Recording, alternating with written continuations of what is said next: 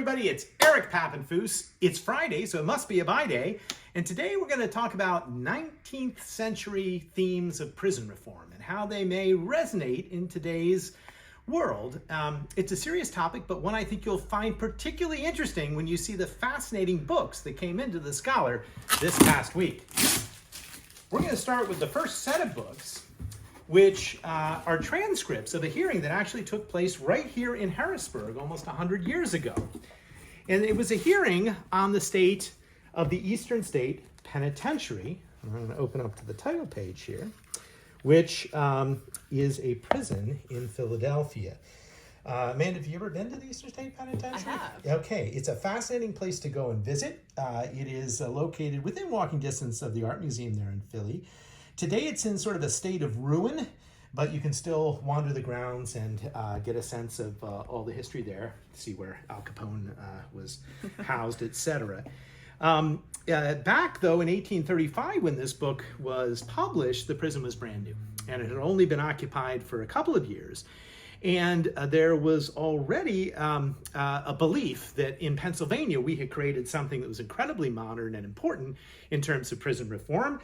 And it was dubbed the Pennsylvania system. Here's a picture of Eastern State Penitentiary and an example of how the prison was laid out, where each of the cells had solitary confinement and basically an area where the prisoners could work out, a little garden. It had indoor plumbing. It was revolutionary for the time.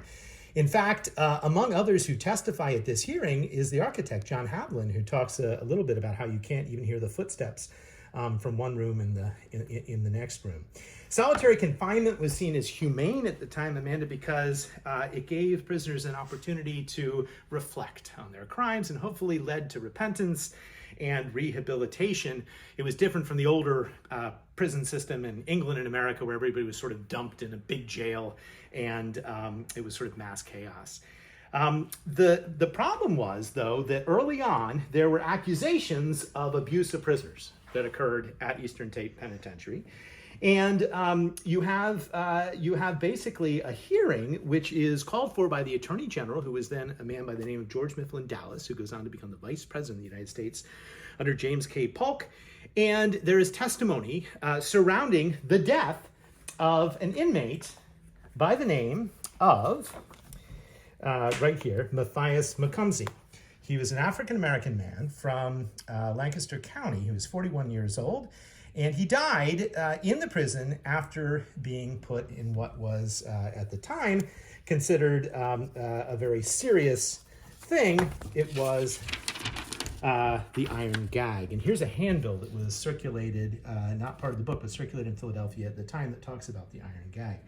Now, what's interesting is the people who worked in the prison, all of whom were white, by the way, prison guards were white at Eastern State Penitentiary all the way until the 1950s, actually testified against the warden and some of the other guards for the punishment. Just to give you a little sense and flavor of what was going on here, here is the testimony of somebody who worked there by the name of Leonard Flager.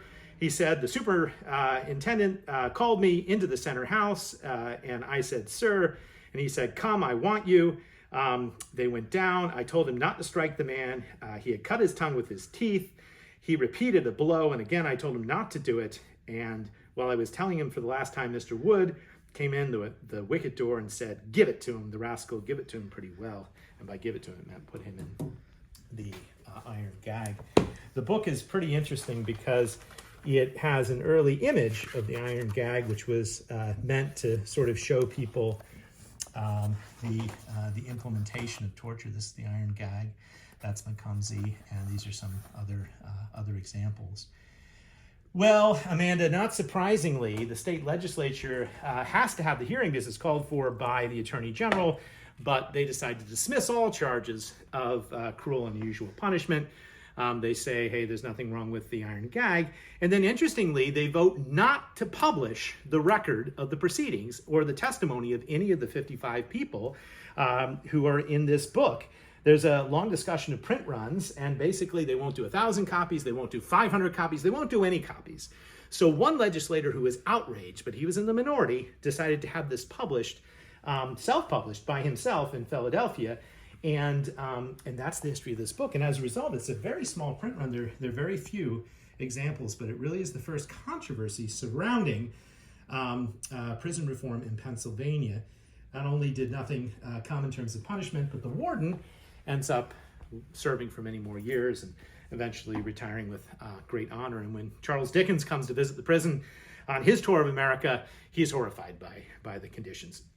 Yet it was considered progressive for the time. The second book I want to highlight is a book by a gentleman by the name of Charles Spear. And he was a 19th century American author who wrote against the death penalty.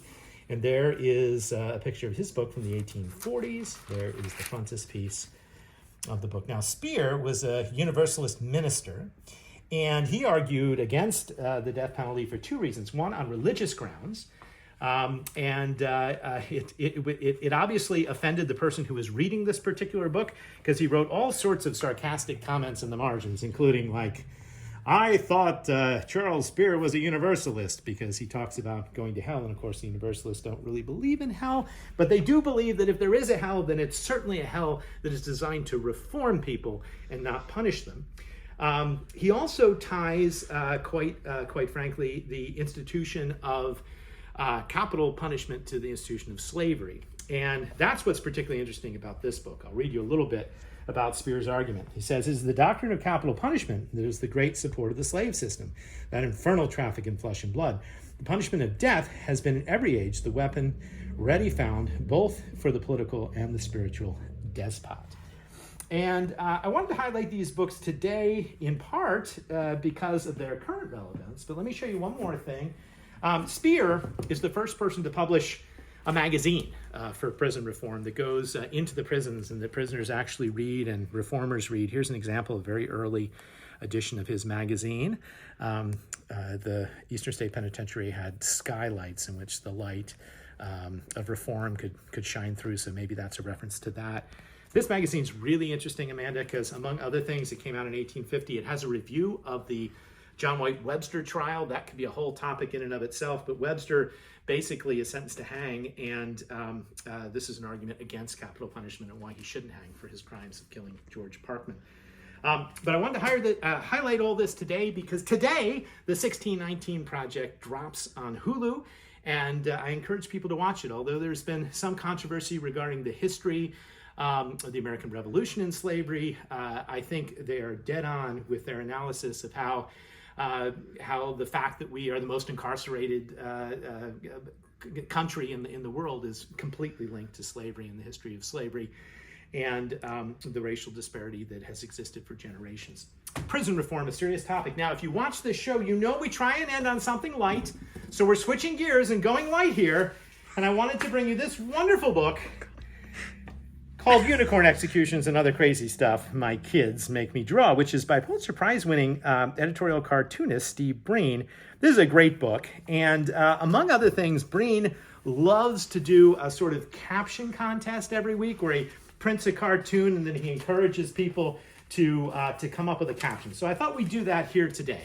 So here's one of his more recent cartoons. There we are. All right. Amanda, would you like to come up with a caption for that cartoon? Off the top of my head? Oh, off the top of your head. I know it's a lot of pressure. Oh my gosh. Well, you don't have to do. Here, I'll give you the ones that didn't win. And you see if they're funny. Did not win. I told you I couldn't reach the pedal for the getaway car. That's a good one. Also, didn't win. You know I can walk out of here anytime I want. But the winner for the caption contest, boy, they really are serious about shrinking the prison population. So those are just a little lighthearted cartoons, and thanks for watching. So I encourage you to watch this Friday, next Friday, and every Friday for more adventures in the world of books.